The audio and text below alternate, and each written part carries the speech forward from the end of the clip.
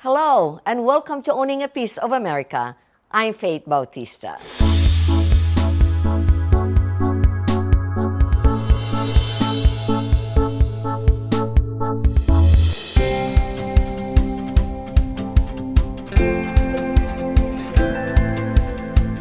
Welcome to Owning Piece of America, Consul General Badajo. I'm really honored to be speaking with you today. Maraming salamat. Thank you very much, Shane, for having us in your program. It's really an honor for us to be invited to speak to your audience all over America, to tell you and your viewers about who we are, what we do, both for the Filipino-American community and, of course, to the American mainstream. So I joined the Philippine Foreign Service in 1997. Before that, I was in the Philippine Senate working for a Philippine senator. But I already had several friends working in the Philippine Foreign Service, and I started talking to them. We were talking about wonderful things they're doing for the country and for the Filipino people. They were talking about their travel to so many parts of the world, promoting the Philippines, promoting Philippine trade, promoting Philippine investments, promoting Filipino culture, and more importantly, providing assistance to Filipinos in almost every part of the globe. So I got so excited. So I said, hey, why don't I join these two? Because then I would be able to also help promote the Philippines, the Filipino nation, and assist fellow Filipinos, because I came from an overseas Filipino family. My brothers, two elder brothers, were among the first to be deployed to Saudi Arabia. Wow. To work there. And they were the ones who sent me to school, paid for my education. So I said, you know, if there's also a chance for me to, if someday provide assistance to Filipinos who are working overseas, who go abroad for greener pastures, for better economic opportunities, if there's a way for me to help them, let me do it. And here I am now in the Philippine Foreign Service. It's been 27 years, 76 years already that I've been in the Philippine Foreign Service. I'm just so thankful, and I'm glad that I'm able to do what I really wanted to do. Yeah. I think it's important for general audience in the United States to understand what Consul General does and the Consulate of Philippines does in Los Angeles and your jurisdiction in California. Probably outside of Southern California we cover Southern California. We cover the whole state of Arizona, and we cover Southern Nevada. What do you think why the Filipino people from Philippines come to Southern California instead of other cities or states or Hawaii or other countries? Off the cuff, I'd say it's the weather. It's the weather. They love this weather. It doesn't snow here. Yeah.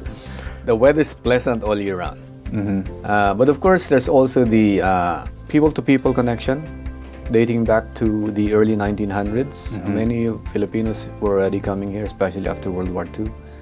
And of course, if you remember correctly, America also opened its doors to many immigrant Filipino professionals, many of whom are nurses. Until today, we are still seeing a big influx of Filipino professionals, many of whom are nurses, coming to the US because of a shortage in that sector. Philippines is a beautiful country. It is, of course, people are beautiful as well. Right. Could you talk about tourism side of Philippines? The Philippines is one of the best kept secrets in the world that you have yet to visit. We have so many offerings, beaches, beautiful beaches, excellent food, but most importantly, the people and their hospitality. As an American, would they need a visa to go to Philippines? That's a good question, because not many know about how to visit the Philippines if you are an American. If you are an American, you can visit the country without visa for a stay of 30 days. 30 days. You don't need a visa. All you need is your passport and your plane ticket. You fly and there you go, right? If you want to stay longer than 30 days, then you need a 9A visa. What about if people are interested in doing business in Philippines? Our country now is focused on developing infrastructure nationwide. So you're talking about transportation facilities, infrastructure, telecommunication facilities, In fact, because of our desire to make the country more competitive than it has been, we have liberalized some of our laws so that some businesses can now be owned 100% by foreigners. Now, if you want to go to the Philippines to do business, of course, you have to get the appropriate visa, just like also what happens when you come to the US to do business here. Right? It's very easy. You just come here to the consulate, that's one of our functions. We also have a trade office here, the Philippine Investment and Trade Center, who can guide you, who can provide you with all the information that you may need if you're going to open a business in the Philippines. So I can say that we are a one-stop shop in the sense that if you come here for a visa and need more information about what kind of business you want to do, what are the rules and procedures to open a business, we refer you to our Philippine Trade and Investment Center. Then after that, if after putting up your business, you want to relax, then we can refer you to our tourism attaché. We also have an office here on tourism. So he can tell you what places are the best places to visit in the country to relax, right? Yeah. Great. In terms of security, I would say that safety and security is ultimately a matter of personal responsibility, no matter where you go. Yes, right? I agree. But if you're so concerned about your safety, again, we are a one-stop shop. We have a police liaison officer here who can talk to you also. Well, you have attaché from every we have a police attaché. Yeah, we have a police attaché. We have a trade attaché. We have a tourism attaché. And if you're talking about, if you're going to put up a business and you're looking at how or where to get your manpower, we also have a labor attaché here who can help you and tell you where to get your people. Don't go away. We'll be right back.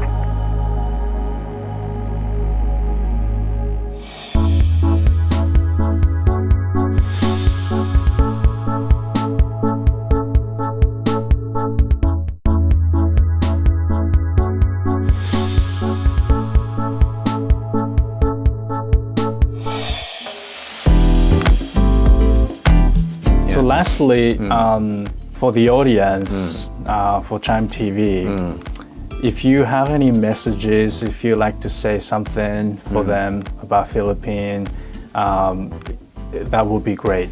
Yeah, of course. Again, thank you very much for having us in your program.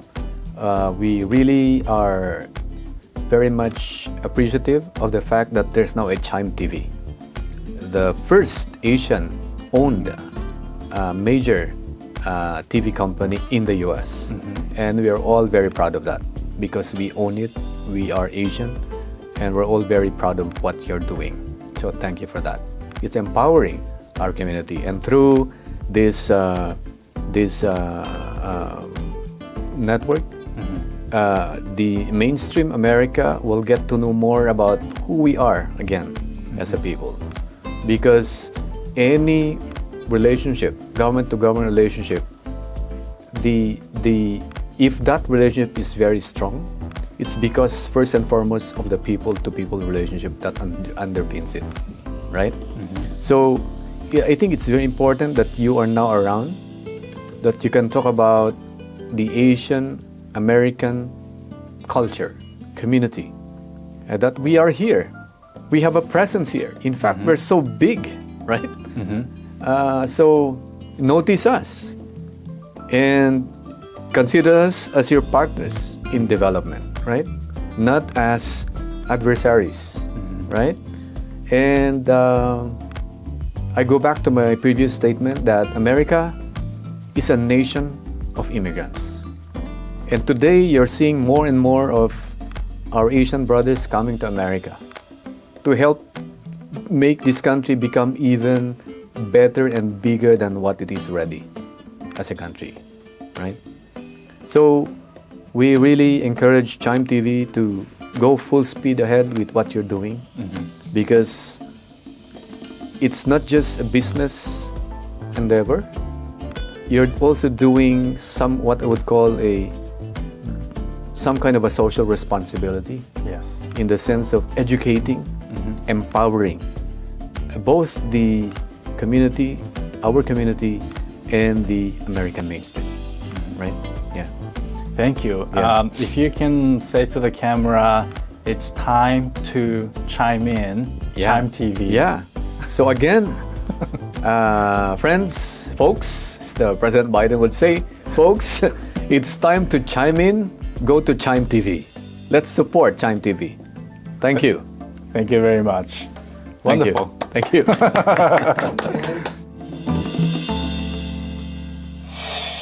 Stay tuned for more on owning a piece of America. TaeKwonDo has each letter meaning. The word Tae means the way of your foot, Kwon is the way of your hand, Do is the way or path.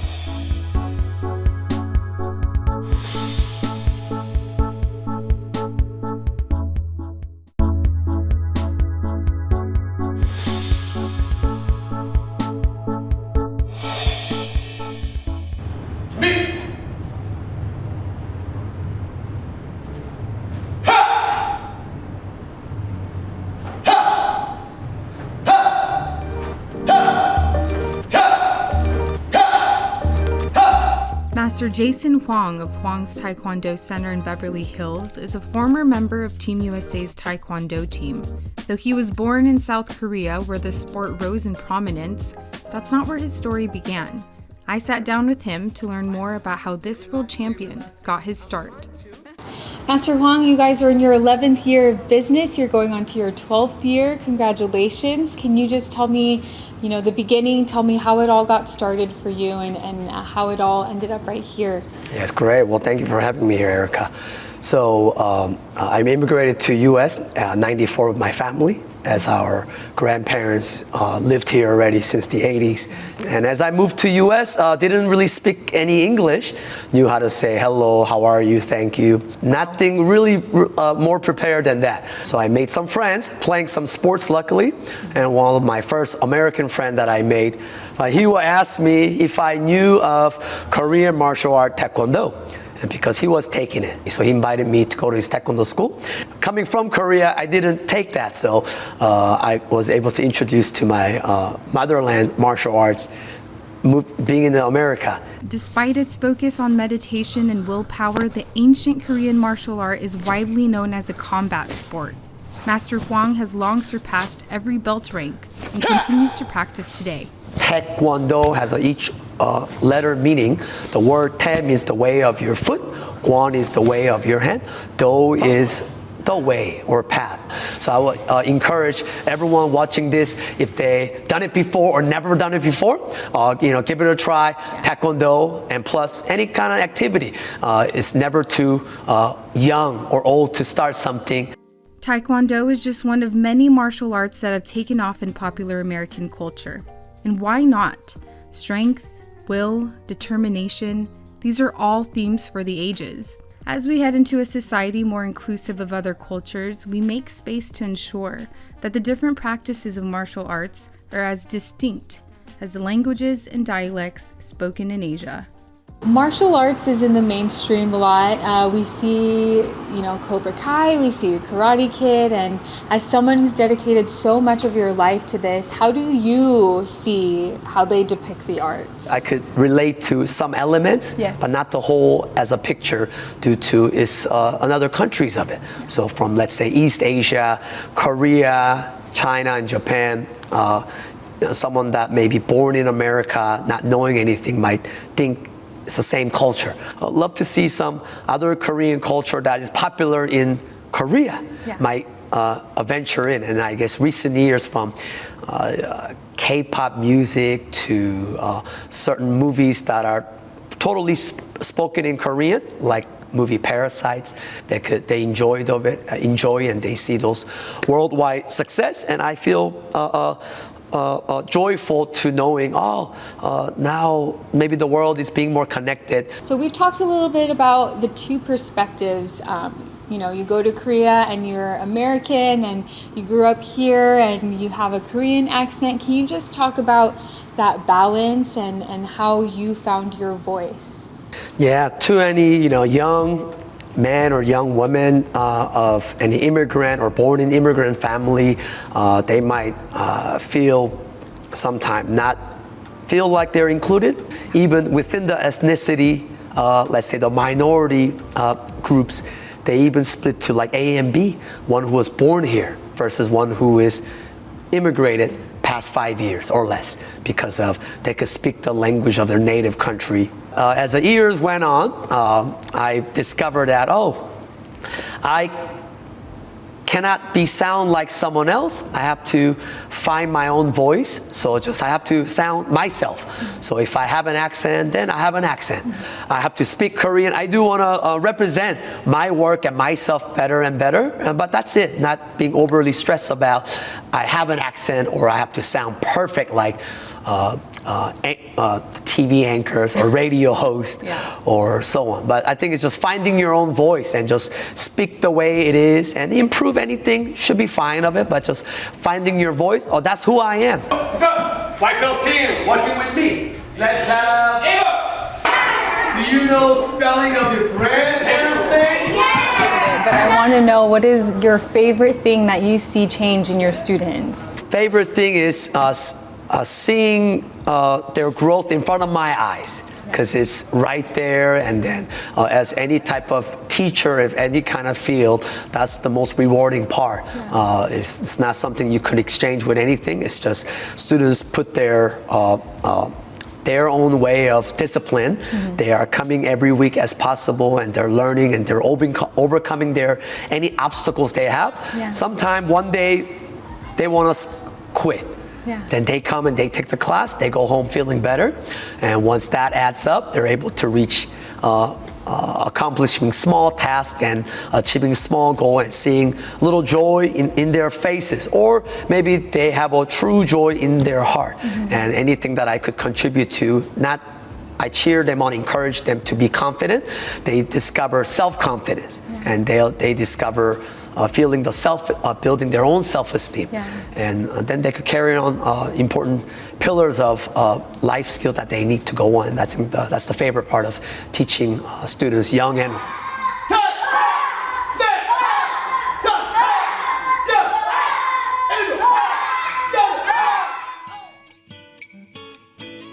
Stick around. When we come back, a look into the French Polynesian country of Samoa. We'll be right back. That's just our sound of celebration, the most significant sound you can make to honor someone and just show your joy and happiness of whatever they're trying to celebrate. Can you do it for us? As best as you just take it from your stomach. And you can do it loud, you can do it small, you can go choo, or you can just go choo.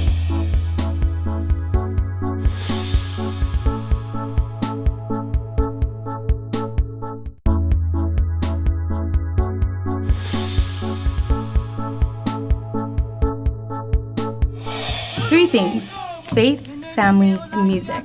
These are the cornerstones that make up what's called the Samoan Way, better known to the French Polynesian community as Fa Samoa. That's just our sound of celebration, the most significant sound you can make to honor someone and just show your joy and happiness of whatever they're trying to celebrate. Can you do it for us?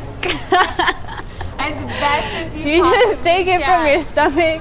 And you can do it loud, you can do it small, you can go choo, or you can just go choo. After signing a friendship treaty with New Zealand in 1970, the people of Samoa celebrate their independence on June 1st. A distinct quality of the Samoan people is that they have strived to preserve Fa Samoa, and thus, after so many years, many traditions have remained unchanged. Can I be in the shot with you? Can you teach me? Okay. We don't dance with our slippers. No. So whether you're on the floor or just standing, you want to have it out, and then you make your bowl. What does that mean? It's the kava bowl, so we take all of it and then you serve it to the chiefs. So you're squeezing it out in the bowl, and then you serve it, and then you throw it back. How do you get chosen to be chief?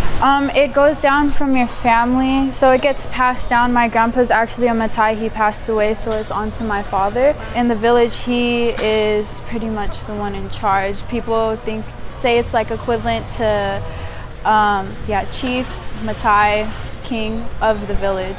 For us, our tattoos originally to cover up like as clothing, and then now it's like a badge of honor that you wear, because you don't just get it, you have to earn it. So wearing it and having it on your skin just shows that you've been a part of your culture and that you're proud to be Samoan and wear it every day. Lying halfway between Hawaii and New Zealand, 9 islands make up the beautiful state of Samoa. The famous fire knife dance dates back to ancient Polynesia and began as an exhibition of a Samoan warrior's strength and battle capabilities.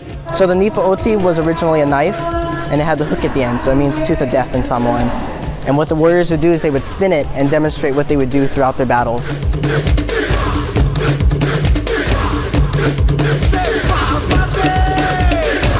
What I love is the Samoan dancing, just how upbeat it is. Everyone always gets involved, down to the cousins, to the families. If there's one family that dances, most likely the whole family dances. Dance is handed down through generations. The Samoan dances are found everywhere, from native villages to concert halls. So I was born into it. My mom is the kumuhula, or the master teacher of hula in Tahitian, Samoan, and Maori is what we teach at our school. And I've been doing it for now almost 35 years. It's a way for us to celebrate our culture, a way for us to celebrate our people, our past, our present, and our future, so that it can be carried on for the next generation, in hopes that our life and our legacy will continue on. Well, family is probably the biggest thing for us. It's about respecting each other. It's about respecting our elders, especially. Always giving them thanks, because they have been the ones to pave the pathway for us. Also, just really loving each other unconditionally, no matter what. Doing everything really for the family. It's all really about, the collaborative unit. The cultural code of Fa Samoa has preserved the rich traditions of French Polynesia for over 3,000 years, which probably explains why Samoans are widely known to be fun people who are also great dancers and love their roots hard. It's about really the exchange of our ha, or our breath of life, with one another. In Hawaiian we call it aloha, alo meaning face, ha meaning the breath of life. You'll hear the same kind of wording in Samoa and talofa, kia ora, yaurana, the same kind of thing of exchanging our life with one another. Like in Samoan, the ainga, the family, in Hawaiian, the ohana is really the connecting force for us all. It connects us again to our past, our present, and to our future. Until next time, I'm Faith Bautista. Take your peace.